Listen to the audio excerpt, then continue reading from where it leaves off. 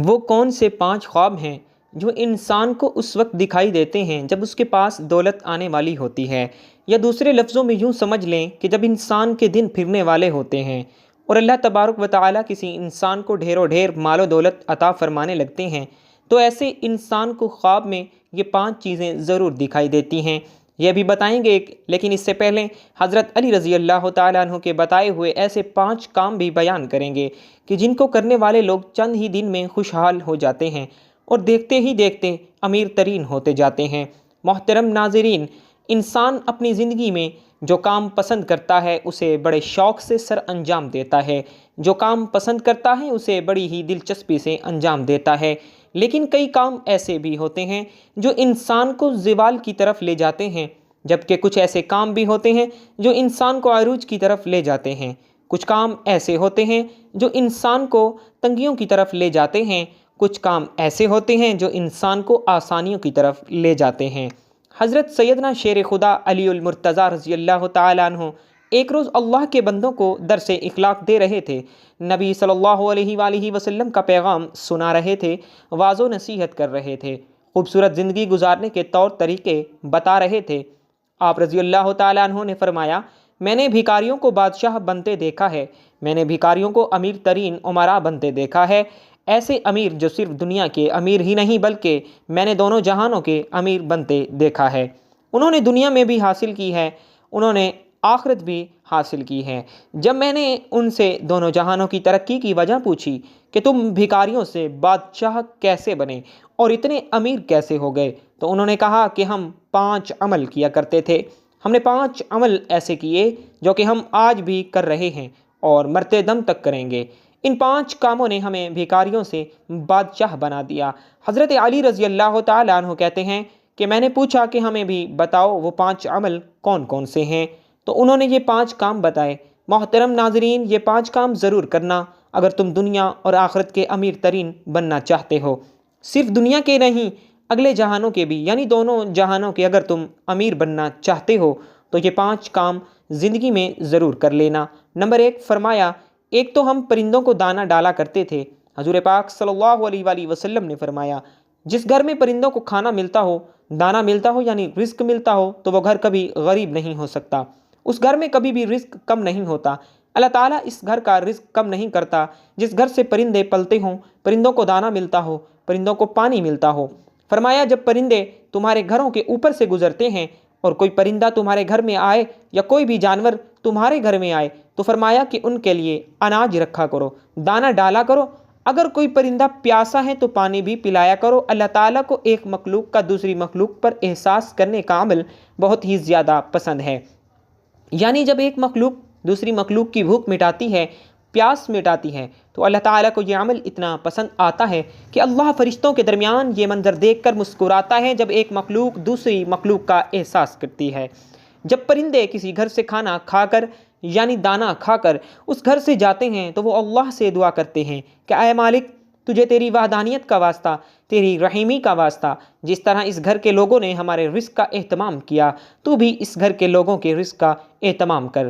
تو یوں اللہ تبارک و تعالیٰ اپنی برکت کے تمام دروازے اس گھر کی طرف کر دیتا ہے جس گھر میں پرندوں کو کھانا ملتا ہے، جانوروں کو کھانا ملتا ہے۔ حضرت امام باقر رضی اللہ تعالیٰ عنہ کے صاحبزادے حضرت امام جعفر صادق رضی اللہ تعالیٰ عنہ فرماتے ہیں کہ جو انسان صبح اٹھتے ہی یہ ایک عمل کرتا ہے، اللہ تبارک و تعالیٰ 3 فرشتے اس کے ساتھ ساتھ لگا دیتا ہے، یعنی 3 فرشتوں کی ڈیوٹی لگ جاتی ہے، وہ صبح دوپہر شام اس کے ساتھ ہی رہتے ہیں۔ پہلا فرشتہ اس انسان کی عزت بڑھانے کے اسباب پیدا کرتا ہے، دوسرا فرشتہ اس کا رزق بڑھانے کے لیے اسباب کو پیدا کرتا ہے، جبکہ تیسرا فرشتہ اسے مصیبتوں سے بچانے کے لیے اسباب پیدا کرتا ہے۔ پوچھا گیا کہ حضرت آخر وہ نیک عمل ہے کون سا، اتنا فائدہ مند عمل ہے کون سا؟ تو حضرت امام جعفر صادق رضی اللہ تعالیٰ عنہ نے فرمایا، وہ ہے پرندوں کو دانہ ڈالنا۔ جو شخص صبح سویرے اٹھ کر دوسری مخلوق کو کھانا دیتا ہے، اللہ تبارک و تعالیٰ اس پر 3 فرشتوں کی ڈیوٹی لگا دیتا ہے۔ نمبر 2، اس کے بعد حضرت علی رضی اللہ تعالیٰ عنہ نے فرمایا کہ اس شخص نے کہا کہ ان کا دوسرا عمل، یعنی کہ دوسرا کام جو وہ کرتے تھے، وہ یہ تھا کہ وہ غریبوں کی مدد کیا کرتے تھے۔ جو شخص غریبوں کی مدد کرتا ہے وہ زندگی میں کبھی بھی غریب نہیں ہوتا۔ جناب عالی بندے کی عبادت بندے کو اس مقام تک نہیں پہنچاتی جہاں غریبوں کی مدد پہنچاتی ہے، جہاں غریبوں کی خدمت پہنچاتی ہے۔ جب غریبوں کی خدمت کی بات آتی ہے تو میرے نبی کریم صلی اللہ علیہ وآلہ وسلم کے قدموں میں بیٹھنے والے سیدنا حضرت ابو بکر صدیق رضی اللہ تعالیٰ عنہ سے بڑھ کر اچھا حکمران دنیا میں کوئی بھی نہیں آیا۔ اسی طرح سیدنا عمر فاروق رضی اللہ تعالیٰ عنہ سے بڑھ کر کوئی بادشاہ نہیں آیا۔ سخاوت میں حضرت سیدنا عثمان غنی رضی اللہ تعالیٰ عنہ سے بڑھ کر کوئی حکمران نہیں آیا، اور علمی فراست میں حضرت سیدنا علی المرتضیٰ رضی اللہ تعالیٰ عنہ سے اچھا حکمران کو اس دنیا میں نہیں آیا۔ کوئی ایسا مشہور و معروف بادشاہ نہیں گزرا کہ 14 صدیاں گزرنے کے بعد بھی جس کے نام کے نعرے لگتے ہوں۔ تو غریبوں کی مدد کی جب بات آتی تو کندھے پہ بوریاں لاد لاد کے لے جاتے اور غریبوں کی مدد کیا کرتے تھے، غریبوں کو کھانا کھلایا کرتے تھے۔ ایک بدو تھا جس کی بیوی حاملہ تھی، بچے کی پیدائش کا وقت قریب تھا جبکہ گھر میں 1 روپیہ بھی نہیں تھا۔ اب یہ لوگ پریشان تھے کہ پیسہ ایک بھی نہیں ہے جبکہ بچے کی پیدائش کا وقت قریب ہے۔ وہ ہمسایوں کے پاس گئے کہ ہمیں کچھ قرض دیں، انہوں نے کچھ نہ دیا۔ تو بدو کے ذہن میں ایک ترکیب آئی کہ کیوں نہ مدینے میں چلا جاؤں، حضرت سیدنا عمر فاروق رضی اللہ تعالیٰ عنہ کے پاس چلا جاؤں، ان کے سامنے جا کر فریاد کروں، عرض کروں، وہ میری ضرور مدد کریں گے۔ یہ بدو اپنی حاملہ بیوی کو لے کر مدینے کی طرف جا رہا تھا۔ چلتے چلتے جیسے ہی مدینے کی سرزمین پر قدم رکھا، شام ہو گئی، رات ڈھلنے لگی، بچے کی پیدائش کا وقت قریب تھا۔ اس نے بیوی کو کہا کہ کیوں نہ ہم یہیں خیمہ لگا کر رات بسر کر لیتے ہیں، صبح ہوتے ہی عمر رضی اللہ تعالیٰ عنہ کے پاس چلے جائیں گے۔ رات یہ لوگ وہاں ٹھہرے۔ رات کا دوسرا پہر جب آیا تو بیوی درد سے چیخنے لگی۔ بچے کی پیدائش کا وقت قریب ہے اور یہ بیوی کو حوصلے دے رہا ہے، ابھی فجر ہونے والی ہے، چلتے ہیں عمر رضی اللہ تعالیٰ عنہ کے پاس اپنا مسئلہ حل کرواتے ہیں۔ حضرت سیدنا عمر فاروق رضی اللہ تعالیٰ عنہ کی عادت تھی کہ آپ رات کے دوسرے پہر مدینے کی گلیوں میں گشت کیا کرتے تھے۔ آپ رضی اللہ تعالیٰ عنہ فرمایا کرتے تھے کہ میری حکمرانی میں اگر کوئی کتا بھی پیاسا مر گیا تو حساب عمر کو دینا پڑے گا۔ اس رات بھی حضرت عمر رضی اللہ تعالیٰ عنہ مدینے کی گلیوں میں گشت فرما ہی رہے تھے۔ آپ رضی اللہ تعالیٰ عنہ نے دور سے دیکھا کہ خیمے میں آگ جل رہی ہے۔ آپ رضی اللہ تعالیٰ عنہ نے غلام کو بھیجا کہ جا کے دیکھو وہ کون بیٹھا ہے، رات کے اس پہر کوئی مسافر تو نہیں ہے۔ غلام اس شخص کے پاس گیا، اس نے کہا کہ میری بیوی حاملہ ہے، مجھے مدد کی اشد ضرورت ہے۔ غلام نے واپس آ کر حضرت عمر کو ساری بات بتائی۔ اللہ اکبر! حضرت سیدنا عمر فاروق دوڑ کر گئے، اپنی بیوی کو اٹھایا، کہا اٹھو، اگر تجھے ثواب مل رہا ہو تو لینا چاہو گی، اگر تمہیں نیکیاں مل رہی ہوں تو لینا چاہو گی؟ کہا کیوں نہیں حضرت؟ پھر فرمایا اٹھو، میرے یار کی بیوی تکلیف میں مبتلا ہے اور تھوڑی دیر میں بچے کی پیدائش کا وقت آنے والا ہے، اٹھو اور تھوڑی دیر کے لیے دائی بن جاؤ۔ اس نے ضرورت کا سارا سامان اٹھایا اور سیدنا عمر فاروق سے کہنے لگی کہ آپ تھوڑی سی لکڑیاں کندھے پر اٹھا لیں۔ آپ نے کندھے پہ لکڑیاں اٹھائیں اور وہاں جا پہنچے۔ حضرت عمر فاروق رضی اللہ تعالیٰ عنہ کی زوجہ محترمہ خیمے کے اندر چلی گئی جہاں عورت چیخ رہی تھی، تو حضرت عمر رضی اللہ تعالیٰ عنہ باہر اس بدو کے سامنے ہاتھ باندھ کر کھڑے ہو گئے۔ بدو نے یہ سمجھا کہ یہ کوئی غلام ہے، اس غلام کی بیوی دائی ہے اور یہ اس کا شوہر ہے اور یہاں کا غلام ہے۔ اس نے حکم چلانے شروع کر دیے، آرڈر چلانے شروع کر دیے، آؤ جلدی جاؤ، لکڑیاں لے کر آؤ۔ آپ دوڑ کر جاتے اور لکڑیاں لے کر آتے، جلدی کرو آگ جلاؤ۔ آپ پھونکے مارتے اور آگ جلاتے۔ اللہ اکبر! ناظرین، اس نے حضرت عمر فاروق رضی اللہ تعالیٰ عنہ کے ساتھ نوکروں کا ساتھ سلوک کر رکھا تھا۔ وہ نادان نہیں جانتا تھا کہ میرے سامنے یہ جو شخصیت کھڑی ہے یہ خود عمر رضی اللہ تعالیٰ عنہ ہیں۔ ایک دم خیمے کے اندر سے آواز آئی، یا امیر المومنین! آپ کی زوجہ محترمہ نے آپ کو آواز دی۔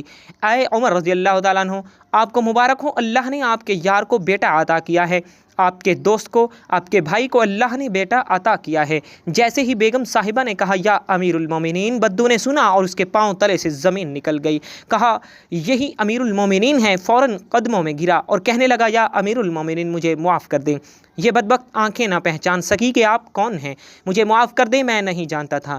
حضرت عمر فاروق رضی اللہ تعالیٰ عنہ نے اسے اٹھایا اور اپنے سینے سے لگایا اور رو کر کہنے لگے کہ او بدو، تجھے پتہ نہیں کہ یہ مدینہ المنورہ ہے، یہ میرے کریم آقا صلی اللہ علیہ وآلہ وسلم کا شہر ہے۔ یہاں امیروں کے نہیں، یہاں تو غریبوں کے استقبال ہوتے ہیں، یہاں تو غریبوں کو عزتیں ملتی ہیں، یہاں تو غریبوں کی مدد کی جاتی ہے، یہاں تو غریبوں کو بادشاہ بنایا جاتا ہے۔ تو غریبوں کی مدد کرنے والا شخص کبھی زندگی میں غریب نہیں ہوتا، غریبوں کی ضرورت پوری کرنے والا شخص کبھی غریب نہیں ہوتا۔